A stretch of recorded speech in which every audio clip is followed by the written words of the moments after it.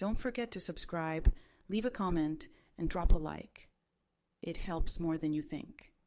I still remember the way the church bells sounded that morning, heavy and solemn, as though they already knew what my future would be. The air smelled of rain on stone, even though the sky was bright, and my shoes clicked too loudly against the cobblestones as I walked toward the building that was meant to be the beginning of my happiness. I carried flowers in my hands, white roses with edges so sharp they pricked my skin when I held them too tightly. No one noticed the blood that beaded on my palm, or maybe they pretended not to. That was the first sign, though I only recognized it many years later when I looked back on that cursed day. My dress felt too tight at the chest, as though it were trying to keep me from breathing. I had stood in front of the mirror before leaving, the kind with a thin crack running down one side, splitting my reflection in two. I remember staring at that crack longer than I should have, watching my face divide itself into two women, one that smiled and one that trembled. That mirror has followed me in my dreams ever since, always showing me the version of myself I should have listened to. The church was full of whispers when I entered. Faces turned, eyes scanning me, measuring me, as though my worth lay in the way my dress fit or how straight I held my back.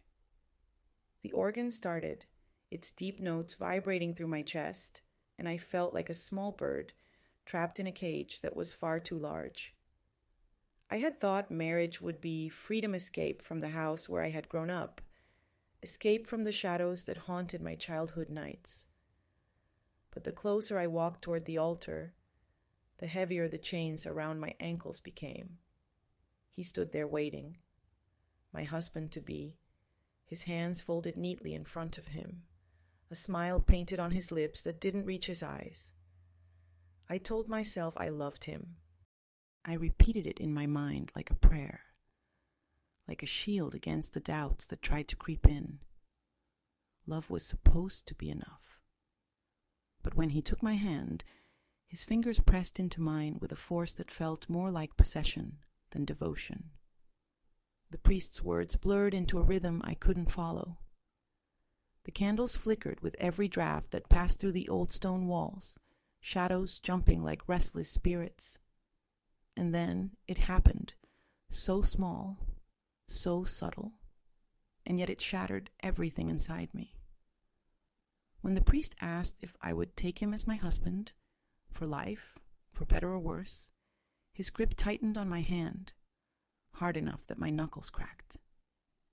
He leaned close, his breath hot against my ear, and whispered a word I never spoke aloud again, a word that wasn't love nor promise, but a warning. It chilled me to the bone, though I smiled for the crowd and nodded as though I had not heard it. From that moment, the day turned into something else entirely. The laughter of the guests rang hollow, the clinking of glasses sharp as breaking bones. My dress grew heavier with every passing hour, as if it absorbed the weight of what was to come. And when night finally arrived, when I stood in a new room that was meant to be ours, I felt like a stranger in my own body. It was supposed to be the happiest day of my life. Instead, it was the day I learned that happiness can be a mask, one you wear so tightly it leaves scars when it is finally torn away. I lay awake that first night, listening to the ticking of a clock on the wall, each second cutting into me like a blade. I thought of the mirror, of the two faces, and realized too late which one I had chosen to follow. Even now, decades later, I hear that clock ticking whenever I close my eyes.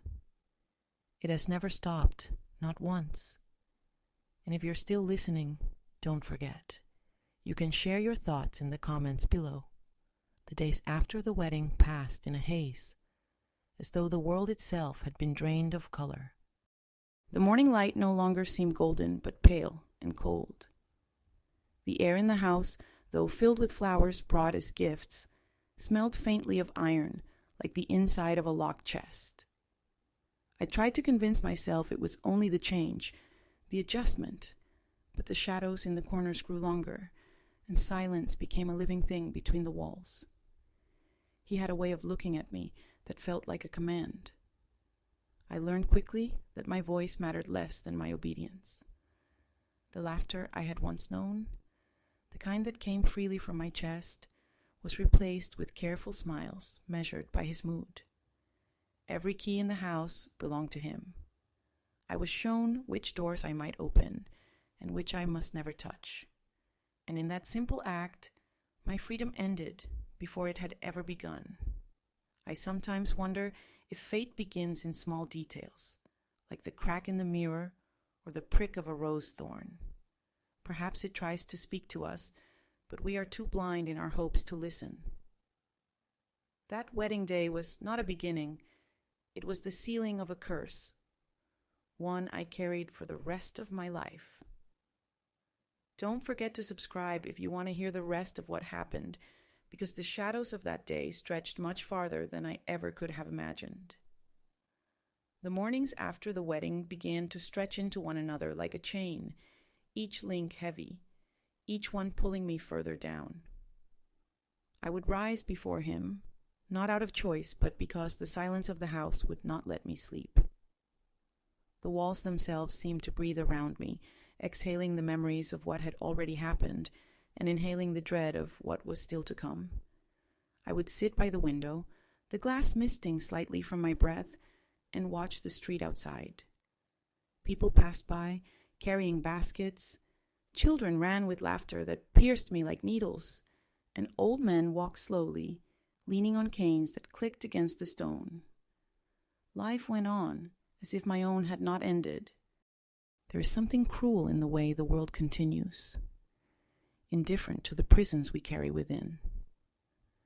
My wedding ring shone faintly in the morning light, but to me it looked like a shackle.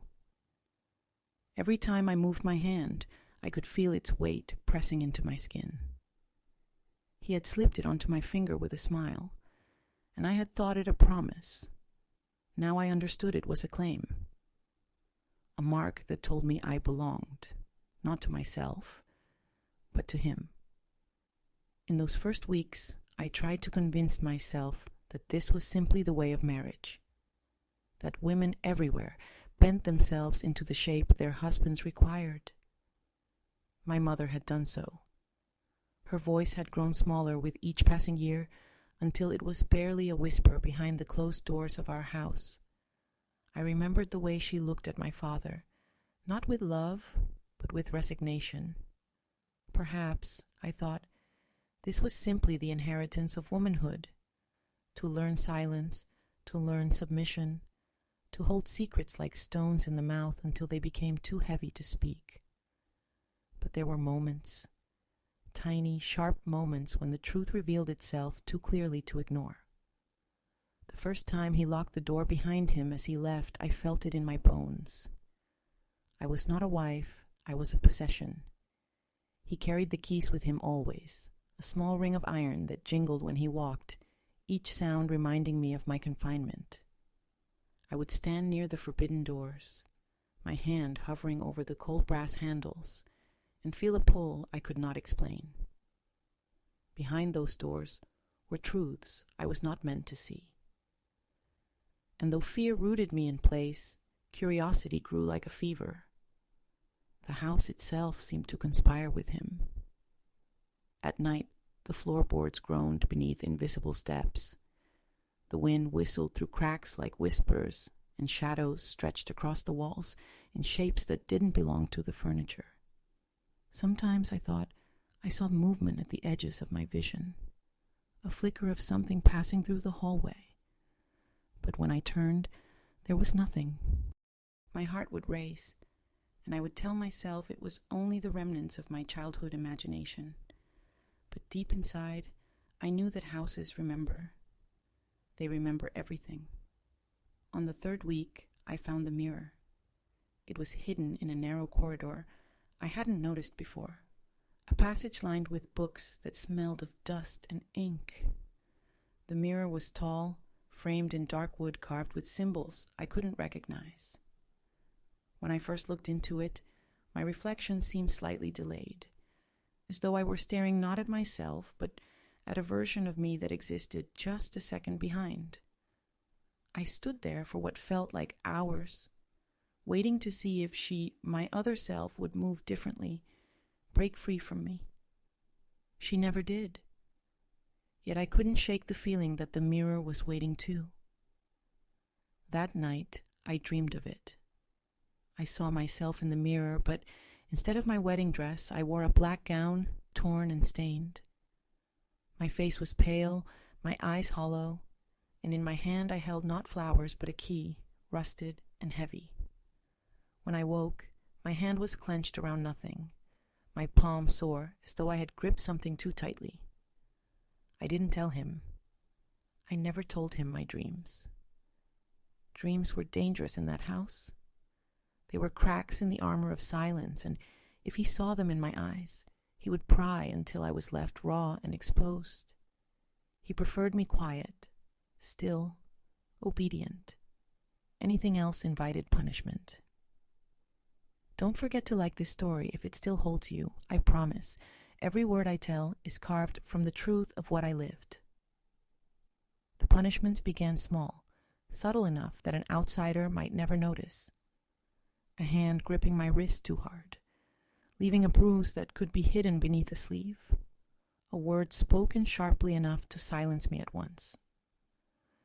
A plate swept off the table when my cooking displeased him. He never shouted in public.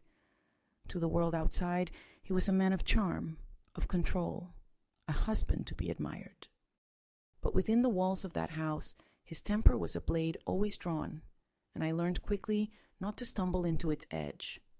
I carried those first bruises like secrets stitched into my skin. When neighbors asked about them, I smiled and spoke of clumsiness, of accidents. The lies tasted bitter, but they were easier than the truth. The truth was a fire that would have burned everything I had left, and I had so little already. One evening, as I cleared the table, he placed a small box before me. It was wrapped in velvet, tied with a black ribbon. My hands trembled as I untied it, unsure whether to expect a gift or a trap. Inside lay a key, not to the front door, nor to any room I recognized, but something older, heavier. He smiled as I lifted it, a smile that made my blood run cold. "This," he said, "is trust." But it wasn't. It was a test, and I knew it. The key became an obsession. I hid it in my pocket, under my pillow, in the drawer beside my bed. But no matter where I placed it, I felt its presence like a weight pressing against me. It called to me in the night, whispering of locked doors and hidden truths. Sometimes I thought I heard it ring, faintly, like a bell struck from a distance. I began to wander the halls when he was gone, key in hand, searching for the lock it belonged to. My heart would pound as I tried each door, but none yielded. Until one day I found it, a narrow door at the end of a corridor, nearly invisible, painted the same color as the wall. The key slid into its lock as though it had been waiting for me all along. My hand froze. I could open it. I could finally know. But fear stopped me. The air around that door was colder, heavier, as if the house itself leaned in, warning me back. I pulled the key free, my hand shaking, and fled. I didn't open it that day, nor the next, but I knew, deep inside, that one day I would. And that day would change everything. If you've stayed with me until here, don't forget, you can share your thoughts below. Every word I speak is a stone lifted from the grave of silence. The night before I finally turned the key, the clock in the hallway stopped. I woke to silence so deep it pressed against my ears. The ticking that had haunted me since the wedding was gone. I rose from the bed, my bare feet cold against the floor, and walked toward the soundless hall. The clock stood still, its hands frozen at midnight, and in that silence I felt something watching me. Not him, something older, something that belonged to the house itself. I knew then that I could not run forever. The door waited, the key waited, and so did the truth. When I finally placed the key into the lock, my hand was trembling so violently that I thought the metal might slip from my grip. The hallway was dark, the only light coming from a candle I had stolen from the dining room, its flame bending with every draft that whispered through the cracks in the old house. The door seemed to breathe before me, as though it were not wood at all, but some living thing waiting. The iron key slid into place with a sound so loud in the silence it made me flinch. For a moment I froze, my chest tight, my ears straining for footsteps, for any sign that he had returned. But the house was still. The candlelight trembled, and I knew that if I did not turn it then, I never would. The mechanism resisted me at first, groaning like something ancient woken from sleep, and then, with a sharp click, it gave way. The smell that rushed out was unlike anything I had known. Damp stone, iron, something sweet and rotten that clung to the back of my throat. I almost dropped the candle, and with it the last shred of light. Forcing my breath steady, I pushed the door open. It scraped against the floor, slow, unwilling, like it too wanted me to turn back. The room beyond was narrow, the walls closing in like a throat. My candle barely reached the far end, but what I could see was enough to still my heart.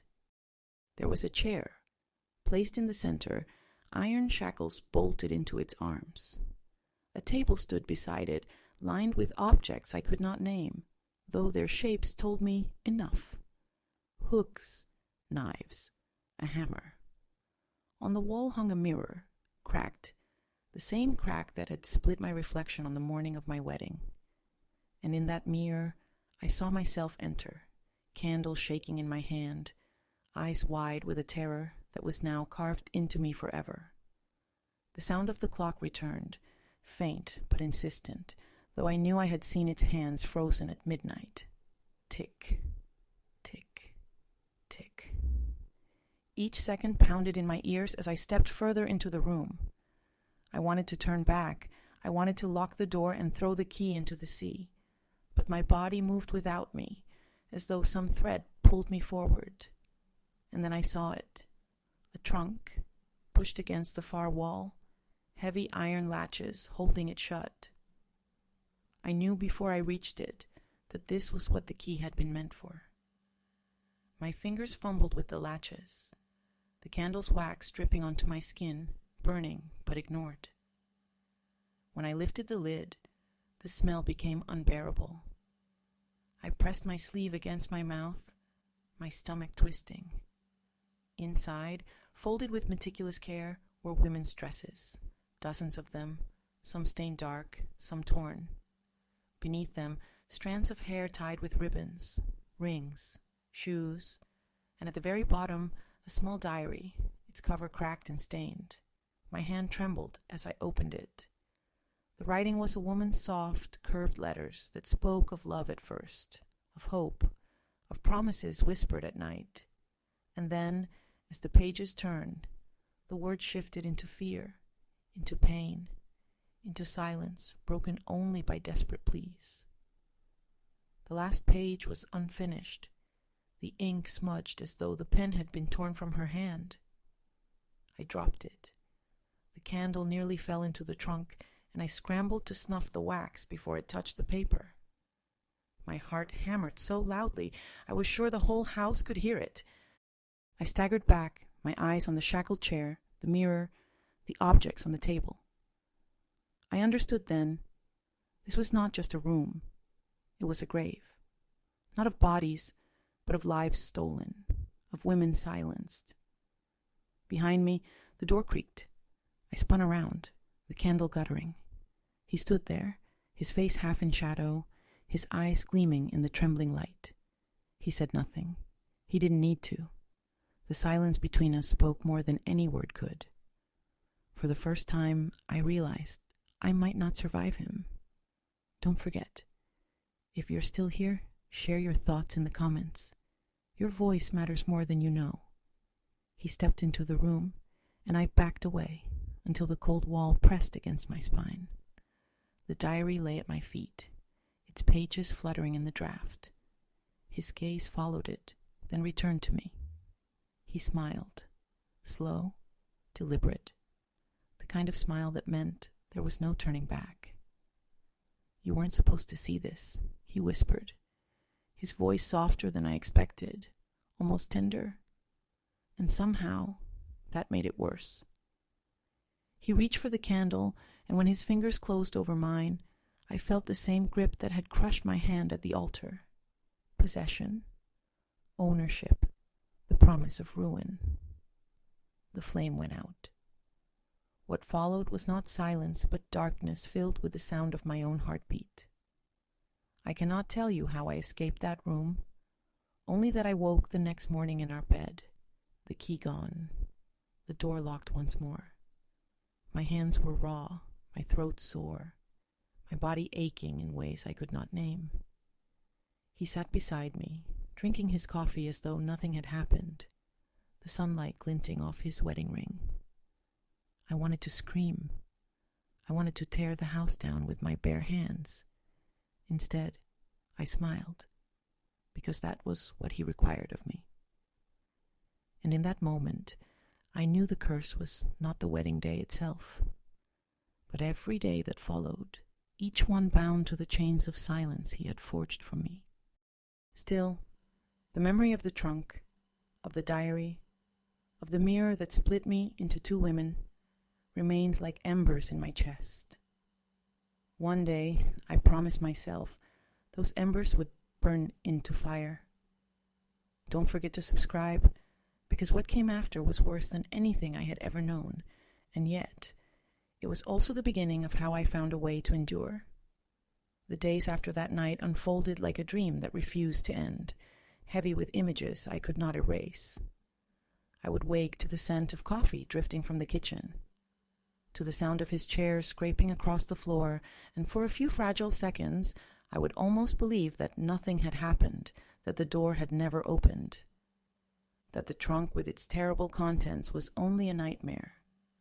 But then I would move, and the ache in my body would remind me. The silence in his presence would remind me. And the way the house seemed to lean closer, its shadows thicker, its air heavier, would remind me most of all. I stopped sleeping properly. Nights became a series of fragments, eyes half open in the dark, listening for footsteps, the creak of floorboards, the whisper of keys against his pocket. When sleep did come, it dragged me into dreams of mirrors that bled, of women's voices calling from behind walls, of clocks ticking without hands. More than once I woke with my hand clawing at my throat, as though I had been strangled in my sleep. He never asked about it. He never asked me anything. During the day, I learned to act. I moved through the house with careful steps. I spoke with measured tones. I smiled when others looked. To the neighbors, we were a couple like any other. They saw me in the market, carrying baskets, arranging flowers, buying bread. They nodded, smiled, and spoke of how lucky I was to have such a strong husband, such a fine house. Their words cut into me, but I nodded back, because to do otherwise would be to reveal the truth. And the truth was a cage no one wanted to look at. But inside me, something began to shift. The image of that trunk, of the dresses folded like shrouds, burned in me. The diary haunted me most of all, the unfinished words, the smudged ink, the voice of a woman silenced mid-sentence. She had written with hope once, just as I had once walked with hope toward the altar. And like me, she had discovered the truth too late. I began to think of her not as a stranger, but as a shadow of myself, a warning of what I might become if I allowed silence to consume me completely. I searched for the key, but it was gone. He carried it with him, I was sure, though I never saw it again. The door remained locked, the corridor cold and narrow. Sometimes I would press my ear against the wood, straining to hear something on the other side. Once I thought I heard weeping, faint and distant. Another time, a soft humming, like a lullaby. I would stagger back, heart pounding, unsure whether the sounds came from within the room or from within my own mind. Weeks passed, then months. The seasons turned. Leaves fell, snow gathered, rain lashed against the windows. The world outside continued its rhythm, but inside the house time felt trapped, circling endlessly around that locked door, around the silence between us. He grew more careful, more watchful. His eyes followed me as though he knew that the memory of what I had seen was alive inside me, and he was determined to smother it. He never spoke of the room, never mentioned the key, but his silence was its own kind of threat. I began to write in secret. Small scraps of paper hidden in the folds of my dresses, beneath the lining of my drawers, behind loose bricks in the cellar wall. I wrote not for anyone to find, but because if I did not, I feared I would vanish entirely. Words became the only place where I could exist freely, even if only for a few stolen moments. I wrote about the roses that had pricked my hand on the wedding day, about the mirror that split my reflection, about the clock that had stopped at midnight. I wrote about the trunk, about the diary, about the faces of women I had never met but felt I knew. And I wrote about him, not in anger, but in truth, the way one writes about storms or earthquakes. Forces that cannot be reasoned with, only endured. Don't forget. If my voice still holds you, let it live through your hands. Subscribe, share your thoughts. Let others know silence can be broken. The longer I lived in that house, the more I began to sense that it was not only him I feared. The house itself carried something within its walls, something older than us both. Sometimes I would wake to find the windows open, though I had locked them, the curtains swaying in a wind that smelled of earth and iron. Sometimes doors I had closed would stand ajar in the morning. And sometimes, in the deepest hours of night, I would hear the faint sound of keys rattling, though he slept beside me. One night, I followed the sound. Barefoot, I crept through the holes, the cold floor biting into my skin. The sound led me to the corridor of the hidden door, though when I arrived, it was silent once more. The door stood shut, the lock gleaming faintly in the moonlight. I touched it, and for an instant I felt it burn beneath my fingers, as though it were alive. I staggered back, clutching my hand. In the morning, a faint mark remained, shaped like the teeth of a key. He noticed it as I poured his tea. His eyes lingered on my hand, then lifted to mine. He said nothing. But the silence was heavier than words could ever be. The silence stretched over the years, weaving itself into the fabric of my life. Children were born, 2 sons, a daughter. Their cries filled the house with new sounds. But even they could not break the curse entirely. He was a father as he was a husband. Controlled, watchful, his love a chain disguised as care. I shielded them as best I could, hiding bruises beneath clothing, swallowing words before they could spill, teaching them to move quietly, to listen to the rhythms of his temper. But the house had its own way of teaching them too. My daughter once came to me in tears, saying she had seen a woman in the mirror at the end of the hall. Not her own reflection, she insisted, but someone else.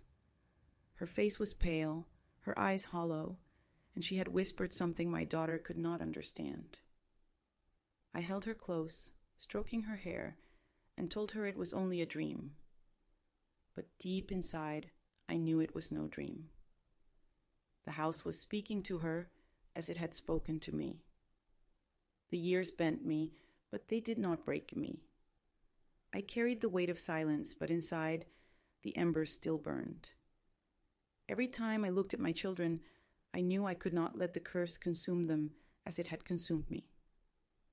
I began to plan in secret, in silence. Small things at first, money hidden in jars, bread set aside, a bag packed with necessities. I did not know when or how, but I knew that one day I would have to run. And yet, even in planning escape, the house held me. The mirror, the clock, the locked door, all of them watching, all of them waiting. Sometimes I wondered if leaving was even possible, or if the curse would follow me wherever I went. But still, I held on to the thought, because hope, even the smallest ember, was all I had left. If you are still with me, don't forget. Leave a trace of yourself, a word, a sign. Every voice matters. The night it happened, the air was thick with storm. Lightning flashed across the sky, thunder shaking the walls. He had gone to bed earlier than usual, his keys on the table beside him. I lay awake, listening to the storm, the sound of rain slamming against the windows. And then I heard it, the clock in the hallway ticking once more. I rose, silent as shadow, and crept through the dark. The keys lay on the table, the iron ring cold and heavy in my hand. For a moment I stood frozen, staring at him in the bed, his chest rising and falling with each slow breath. Then I turned and fled into the hall, the keys clinking softly. The storm outside roared, covering the sound. I reached the door. My hands shook so violently I could barely fit the key into the lock, but at last it turned, and the door swung open. This time the room did not resist me. It welcomed me. The candle in my hand flared high, as if the flame itself hungered to see what lay within. The chair, the shackles, the trunk, they were as I remembered. But something new awaited me. In the cracked mirror, I saw not myself, but a woman standing behind me. Her face was pale, her eyes hollow, her dress torn. She lifted her hand and pointed to the trunk. I staggered forward, my breath ragged. The trunk gaped open, its contents scattered. And at the bottom, beneath the dresses, beneath the ribbons, lay bones. Small, delicate bones, curled together as if still clinging to life. A scream tore from my throat, swallowed by the storm. Behind me, I heard footsteps, and I knew he had woken. The footsteps were steady, deliberate like the ticking of a clock I could no longer silence. They echoed in the narrow corridor, drawing closer with every breath I took.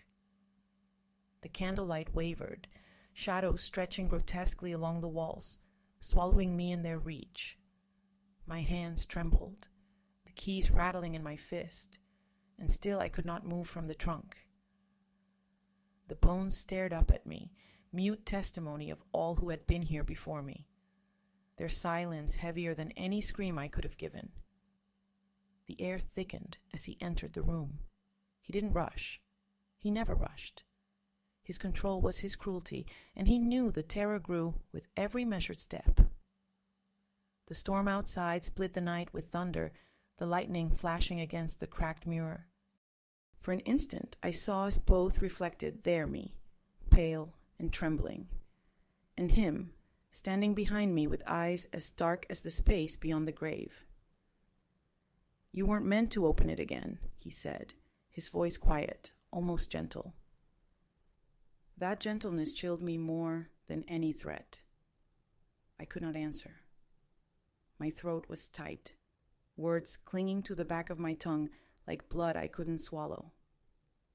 He moved closer, his hand brushing over the trunk as though it were nothing more than a box of forgotten clothes. He touched one of the ribbons, lifting it with 2 fingers, letting it dangle. "They never learned," he whispered, "and neither will you." I stumbled back, the candle nearly falling from my grip. My heel struck the leg of the shackled chair, sending it scraping against the floor. The sound ripped through the air, sharp and final, like a blade drawn from its sheath. He looked at me then, not with anger, but with a terrible patience. I wanted to run. My body screamed to run. But the room was small, the door behind him closed, his presence filling every inch of air I might have escaped through. In desperation, I lifted the candle and held it between us, as though its trembling flame could shield me. For the first time, his expression shifted. Not fear, but recognition. The brief flicker of a man who knew fire was harder to control than flesh. The thunder crashed, and the candle guttered dangerously. I thrust it toward him, the flame licking close to his face. His hand shot out, gripping my wrist, squeezing until my bones ached. The candle fell, rolling across the floor, the flame sputtering. He shoved me against the wall, the crack in the mirror slicing our reflections into fragments. My breath came ragged, my body pinned beneath the weight of his silence. "Do you think they'll hear you?" he murmured, his lips at my ear. The storm swallows everything. And yet, in that moment, I heard something else. Faint, almost lost beneath the thunder, a whisper. Not his voice, not mine, but the voice of a woman. The same voice my daughter had once claimed to hear. It came from the mirror, from the cracks in the wall, from the bones in the trunk. Run. The word pierced through me, more powerful than fear. I twisted, wrenching my wrist from his grip, and lunged for the fallen candle. The flame had not died. It flared as I lifted it, and with all the strength I had, I hurled it into the trunk. The fire caught quickly. The fabric of the dresses ignited, ribbons curling, the diary's pages flaring open like wings of ash. He shouted for the first time, not in rage, but in shock. The storm outside roared in answer, the wind shoving against the windows, the house itself groaning as though it too had been waiting for this release. I pushed past him, my shoulder striking his chest, and darted for the corridor. The keys clattered in my hand, heavy and sharp.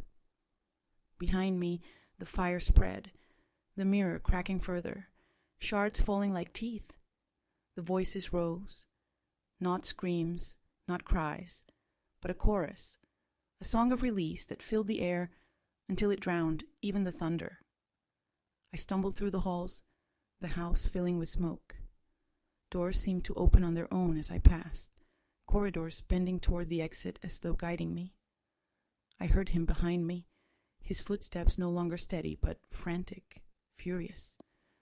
The keys dug into my palm, and without thinking, I threw them behind me. They struck the floor with a ringing so loud it seemed to shake the walls. He stopped, just for a moment, and that was enough. I reached the front door. My hands fumbled with the latch, slick with sweat, lungs burning with smoke. At last it gave, and I stumbled out into the storm. Rain lashed against me, soaking my gown, washing the soot from my skin. Lightning lit the sky, and in that flash I looked back. The house blazed from within, light pouring through its windows like the eyes of something finally awakened. Shadows danced in the flames, shadows of women, their arms lifted, their voices rising in a harmony that shook the night. And at the highest window, I saw him, his face pressed to the glass, his mouth open in a sound I could not hear, swallowed by the storm and the song. I fell to my knees in the mud, the rain soaking me, my breath tearing from my chest. The fire consumed the house, each crack of wood like a bone breaking, each collapse a sigh of release. The storm raged on, but I felt its fury turn to cleansing, the rain carrying away the ash even before it fell. And in that moment, for the first time since my cursed wedding day, I felt something like freedom. Don't forget, your voice carries weight. Share it. Let it rise. Every story told breaks another chain of silence. Yet freedom was not the end. It was only the beginning. For though the house had burned, though the voices had risen, Though his shadow had been swallowed by the flames, the curse did not die that night. It followed me, carried in the cracks of my reflection, in the ticking of clocks, in the sound of keys rattling in dreams. I left with nothing but the clothes on my back, soot-stained and soaked. My children, mercifully, were not there that night. They had been sent to relatives in the country for the storm season. It was the only grace I was given. I walked miles through the rain, the mud sucking at my feet, the night stretching endlessly before me. Every step felt like it might be my last, but still I walked, because to stop would have been to surrender to the ghost that still clung to me. By dawn, the fire was far behind, a column of smoke rising against the pale sky. I collapsed in the fields, my body shaking, my mind fractured. The grass was wet beneath me, the earth smelling of rain and ashes, and I wept, not just for myself, but for every woman whose dress had lain in that trunk, whose voice had been silenced in those walls. The curse of my wedding day had followed me into every breath of my life. But lying there in the dawn, I swore that I would carry their voices with me, that their silence would not remain silence. And so I began to speak. Even now, as I tell you this, I feel them near the weight of their gazes, the hush of their whispers, the fragile strength of their hope. And I know that though the fire consumed the house, it did not consume them. They live in every word I speak, every memory I share, every truth I refuse to bury. So listen, if you can. And don't forget, subscribe, leave your words, your echoes. Together, voices can build what silence tried to destroy. The curse was never only mine. It was a chain passed from woman to woman, link by link, forged in secrecy and fear. But chains, even the heaviest, can break. And if you hold this story now, if you hear it, then perhaps another link has shattered. Perhaps another key has turned. The fields where I collapsed that dawn seemed endless, stretching out into a gray horizon blurred by fog. My gown clung to me, heavy with rain, streaked with soot that stained the fabric like bruises on skin. My body ached, but the ache inside me was greater, a hollow, carved out by fire, by silence, by years of carrying fear like a second heart beating beside my own. I lay there, shivering, unsure if I belonged to the living or the dead, unsure if I had escaped, or merely been released into another kind of prison. The air smelled of wet earth, of smoke drifting faintly from the direction of the house. I could not bring myself to look back again, though I felt its shadow still pressing against me, even across miles. Closing my eyes, I tried to breathe deeply, to steady the storm raging inside my chest, but every breath came with the memory of that trunk, of those bones, of the voices that had risen with the flames. When the sun broke through the clouds, weak and pale, it illuminated me like an unwanted spotlight. Birds began to stir, calling to each other from the hedges, oblivious to what I had left behind. I pushed myself up, mud caked on my hands, and staggered to my feet. My legs were unsteady, my gown tangled, but I forced myself forward. There was no path, only grass and soil, but still I walked. The fire had taken everything from me, yet in that emptiness I felt the faintest glimmer of possibility. Hours later, I reached a village. My appearance drew stares. The bride-turned widow in her ruined gown, her face streaked with ash, her hair plastered to her skull by rain. Whispers followed me through the narrow streets, and though some offered help, their kindness was edged with suspicion. I was not one of them. I was a stranger, carrying shadows they could not understand. An old woman took me in for a single night. Her cottage smelled of herbs and smoke, the walls lined with jars of dried leaves and flowers. She asked no questions, only gave me bread and a blanket by the fire. I lay awake, the warmth of the hearth battling the cold in my bones. In the flicker of the flames, I thought I saw faces, women's faces, soft and blurred, watching me. I did not fear them. For the first time, I felt their presence not as a curse, but as companions. By morning, I was gone again. I left before she could ask where I was going, because I had no answer. I only knew I had to find my children. They were my only tether to life, the only proof that something of me could exist outside his shadow. I walked for days, my feet blistered, my body weak, until at last I reached the countryside where they had been sent. When I saw them again, I nearly collapsed.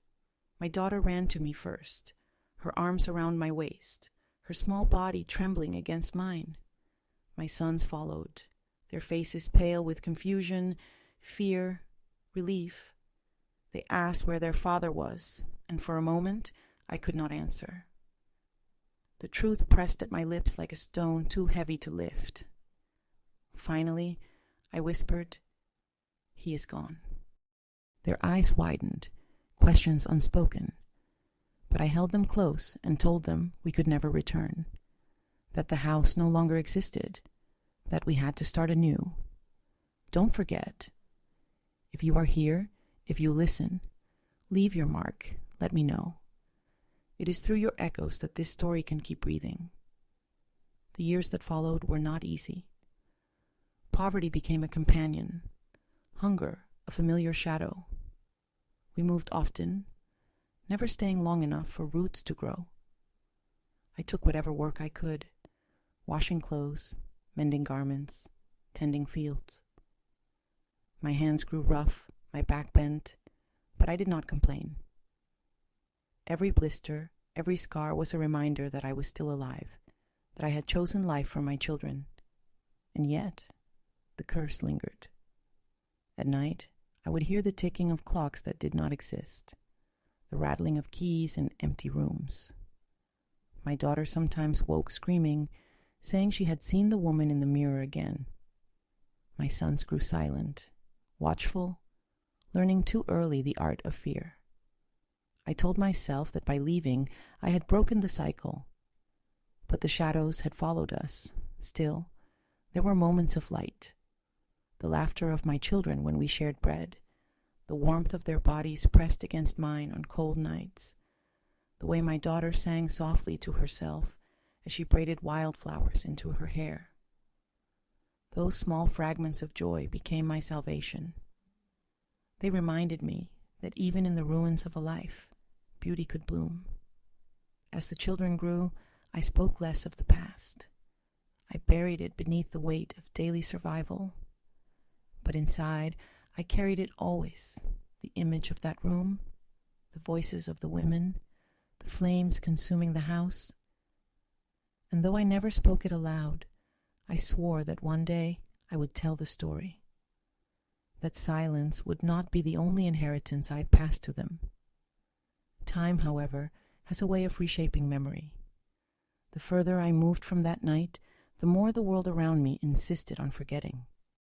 People whispered of the fire, of the man who had perished, but no one asked what had been within those walls. No one wanted to know.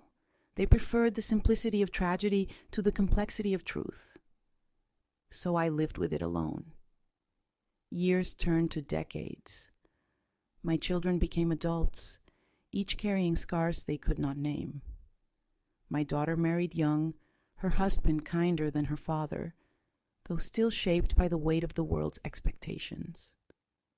My sons found work, lives of their own, though both carried in their eyes the shadow of the house they had never seen burn.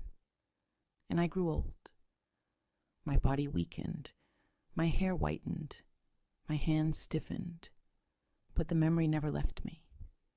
Even now, as I speak to you, I feel the crack of the mirror dividing my reflection. I hear the tick of clocks in the silence. I smell the smoke of that cursed house. The wedding day had been the beginning, the sealing of the curse. But perhaps in the telling, I have found its end. Still, I know this. Curses are never truly broken. They live on in stories, in echoes, in the quiet inheritance of fear. But so too can strength live on, if we allow it. So too can truth. And if you carry this with you, if you let it settle in your heart, then perhaps the women whose voices were silenced have at last been heard. Don't forget, lend them your voice. Subscribe, speak, share. Silence is the soil in which curses grow. Truth is the fire that burns them. The older I grew, the more the memories seeped into my bones, until they were not just recollections, but part of my body itself. When the rain fell, I smelled the ash of the house again. When a clock ticked, no matter how far from that place, I heard it as though it were the same clock in the hallway, forever striking against my heart. Even the simplest sound of keys, a landlord's ring, a merchant fumbling for the right one, would freeze me in place, my hand clutching at the fabric of my dress as if the old iron teeth were biting me all over again. For many years, I believed silence was the only way to survive. I did not speak of the house, of him, of what I had seen behind that door. My children were young then, and I wanted to protect them from the knowledge that had scarred me. But silence has a way of becoming poison. It seeps through cracks, it leaks into the air, and before long, it lives in the people around you. My children grew with eyes too sharp, ears tuned too closely to every sound. They felt my fear even when I tried to mask it, and though I never told them the truth, they carried it like a shadow, passed from my hands into theirs. There were nights when my daughter would sit upright in bed, her breath quick, her face pale in the candlelight, and she would whisper, "Mama, she's here again." I would ask who, though I already knew. And she would point to the corner of the room where the mirror hung, insisting that the woman was watching her. I told her it was only a dream, but her eyes said otherwise. She had inherited not just my blood, but the echo of my curse. My sons bore it differently. They grew quiet, inward, their mouths sealed as though stitched shut by the very silence I had practiced for so long. They became men who measured every word, who listened more than they spoke, who carried themselves with the same wary patience I had once carried through the halls of that house. Sometimes, when they thought I wasn't looking, I saw them tracing patterns on the table with their finger shapes that reminded me of the carvings on the mirror's frame, though they had never seen it. The curse lived in them even without knowledge. It lived in their marrow. Don't forget, if these words reach you, let me feel your presence. Subscribe, comment, breathe life into the silence. For every echo is resistance against forgetting. Years slipped through my fingers like water, and still I carried the weight of that night. I tried to bury it in work washing, mending, tending gardens for wealthier households. My hands grew cracked, my back bent, but the labor kept me moving, kept me from collapsing into the pit of my memories. Yet no matter how many garments I stitched, I could not mend the tear that had split my life. It was during those years that I began to write again. Not as I once had, hidden scraps tucked into the lining of my clothes, but more openly, in notebooks I could disguise as accounts or shopping lists. I wrote the story again and again, each time differently, each time incomplete. Sometimes I wrote as though it were another woman's tale, not my own. Sometimes I wrote in fragments, only images, the rose thorn, the crack in the mirror, the iron key. And sometimes I wrote in fury, the words tearing through the page as though I could bleed out the poison. But no matter how I wrote it, the story always stopped at the same place, the fire. I could never bring myself to write what came after. The years of wandering, the hunger, the nights I lay awake listening for footsteps that never came. I realized, perhaps, that survival was the part of the story I did not know how to tell. For I had survived, yes, but at what cost? My children grew older, began to leave me. My daughter married, though I feared she had chosen too quickly, too blindly, desperate to escape the weight of my silence. Her husband was not cruel, but neither was he kind. He was simply indifferent, and sometimes I wondered if indifference was its own form of cruelty. She bore children of her own, and when I looked at them, I felt both joy and terror. Joy that life continued, that their laughter still rang like bells. Terror that the curse might find them too, in cracked mirrors and rattling keys. My sons found work in the city, laboring in factories, their hands calloused, their lungs choked with soot. They rarely spoke of what they saw, what they endured, but when they visited, I saw in their eyes the same haunted stillness that had once been mine.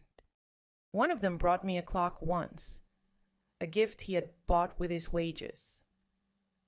It was meant to help me keep time, to bring order to my days.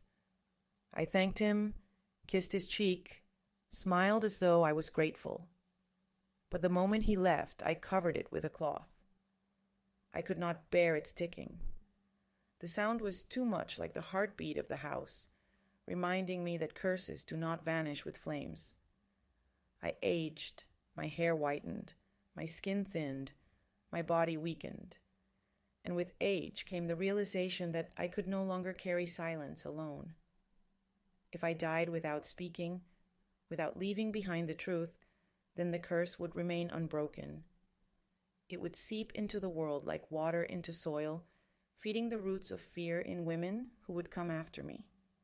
So I began to tell my grandchildren stories, not the full truth, not yet, but fragments dressed as fairy tales. I spoke of a house that breathed, of a mirror that split reflections, of a key that whispered in the night. They listened wide-eyed, clutching at blankets, asking for more. And though they thought them only stories, I knew I was planting seeds. Seeds of memory, seeds of warning. One day, they would need to understand. And now, as I tell you this, every detail, every scar, every shadow, I feel the weight lifting from me. It is not gone, no, but it is shared. And in sharing, there is power. Don't forget, leave something behind here. A word, a sign, anything. Every echo you give is another step away from silence. The curse began with a wedding day. It lived in roses and mirrors, in clocks and keys, in the silence of walls and the shadows of men. But it does not end with me. It cannot. For curses are not broken in fire alone. They are broken in voices carried forward, in truths spoken even when the world prefers lies. And so I speak. Even as my voice trembles, even as age steals my strength, I speak. Because to remain silent would be to lock myself once more behind that door, to sit in the shackled chair, to let the diary end mid-sentence. And I refuse. If you listen now, truly listen, then perhaps you will hear them too. The voices of the women who came before me, rising from the ashes, carried in the rhythm of my words.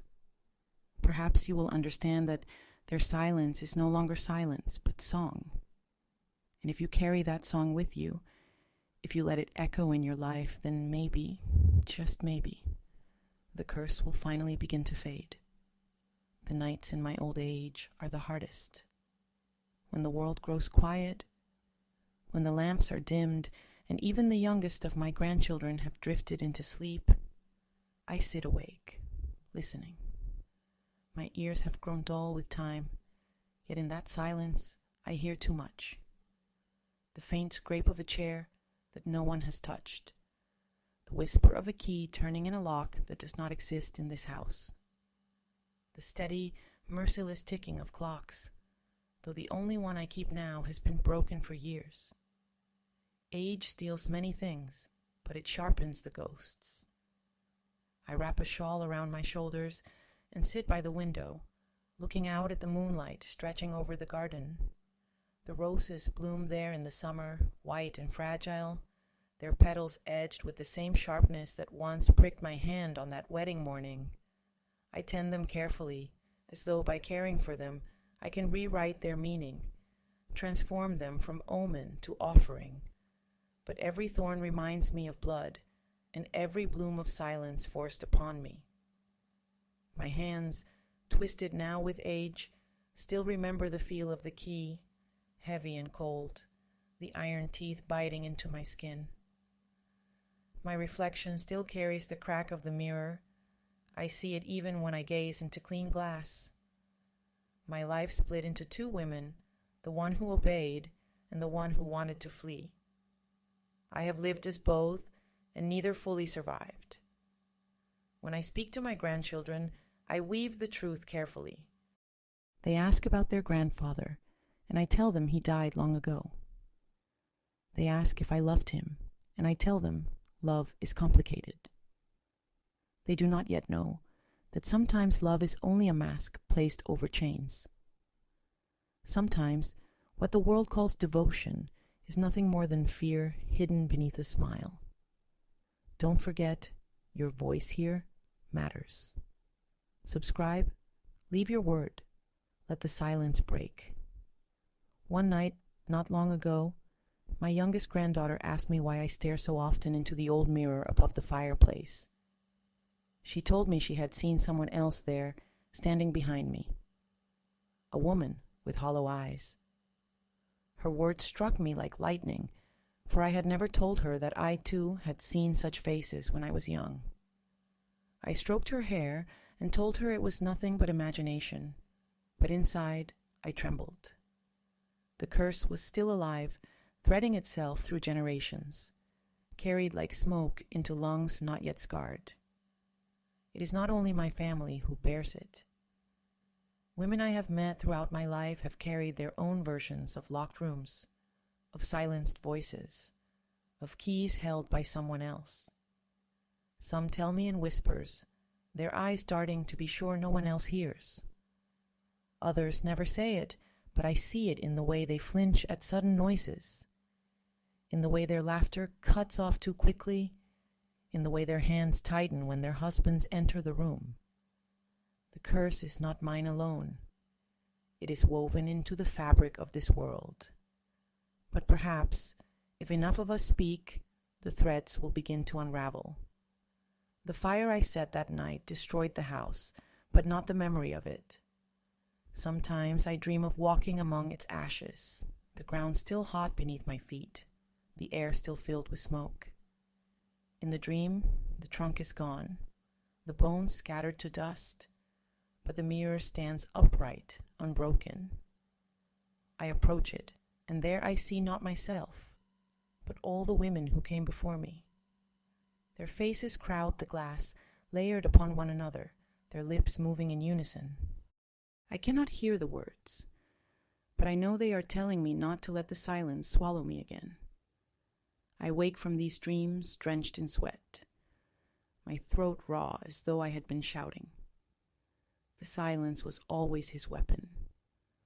More than fists, more than bruises, more than the shackles hidden in that room.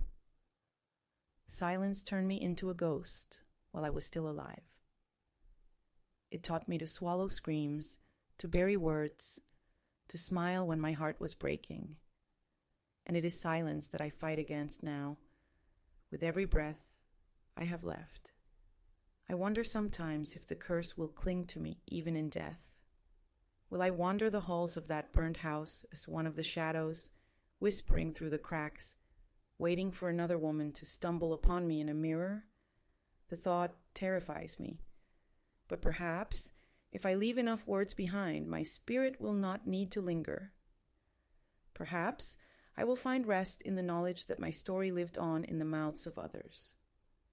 So I speak, and I write, and I remember. I tell of the roses that bled, of the mirror that divided me, of the clock that froze at midnight, of the key that opened a grave disguised as a room. I tell of fire, of voices rising, of escape bought with ash. And I tell of survival, not the kind that leaves you whole, but the kind that teaches you how to live with cracks, how to plant flowers in soil still blackened by smoke. Don't forget, share this, carry it forward. Every voice that joins mine becomes another flame against the dark. The cursed wedding day shaped everything that followed. It taught me that joy can turn to terror in a heartbeat, that trust can become a weapon, that silence can kill as surely as hands. But it also taught me something else, something I only learned after many years, that survival itself is an act of defiance, that to keep breathing, to keep speaking, to keep remembering is to fight back against the chains. My life has been long and heavy and filled with shadows. But if you hear me now, if you let my words seep into your bones, then maybe all that pain was not for nothing. Maybe the curse ends not with fire, not with death, but with voices rising together, breaking the silence that kept us apart. And when I close my eyes for the final time, I hope I will not hear the ticking of a clock or the rattling of keys. I hope I will hear only the sound of many voices, mine among them, singing in the freedom that was denied to us in life. Tell me, do you want me to keep walking with you deeper into my old age, toward that quiet end, and show you how even then the curse never let go? The last years of my life have been the slowest, and yet the most vivid. Every day feels stretched, like fabric pulled thin, showing the weave of all that came before. I sit in this chair by the window, my hands folded, my body frail, but inside me, the house still breathes. The fire may have swallowed its walls, the ashes long scattered by wind and rain, yet it lives on in me. In the smell of roses after a storm, in the glint of cracked glass, in the faintest echo of keys rattling where no one walks. My children are grown, my grandchildren now with families of their own. They come to me sometimes, sit at my table, laugh with voices that carry no memory of the fire. They think I am only an old woman, bent and tired, telling stories because my days are long. They do not see that each word I speak is a release. Each memory I pass to them, a thread pulled from the net that bound me for so long. I do not tell them everything. I do not describe the shackled chair, the bones, the diary cut short. I give them only what they can carry, seeds they may one day understand. At night, when the house grows quiet, I hear them still, the women's voices. They do not haunt me anymore. They are softer now, a chorus humming low, like lullabies to guide me into sleep. I think they know my time is near, and they wait for me, not with anger, but with welcome. I imagine them as a great gathering beyond the veil, their hands outstretched, their silence finally broken. The curse began with my wedding day, yes, but it will not end with my death. It has seeped into the world, into the ways women are bound and silenced, into the keys men hold and the mirrors that fracture our faces. But neither will my voice end with my death. For you have heard me now. You have walked through the fire with me, seen the roses bleed, felt the clock stop at midnight. You carry the embers of my story, and in carrying them, you keep me alive. Don't forget, leave your voice beside mine. Subscribe, speak, share. Let the silence be broken not once, but again and again. I do not know what waits for me after I close my eyes for the last time. Perhaps I will stand once more before the locked door, the key in my hand, the mirror cracked at my side. Perhaps I will walk into the room and find it empty, the shackles rusted, the trunk gone. Or perhaps I will step into the fire and be carried by the voices that rose with me on that storm-filled night. Whatever awaits, I will not be afraid. Not anymore. Because I have spoken. Because you have listened. Because the silence has been broken, and in the end, that is enough.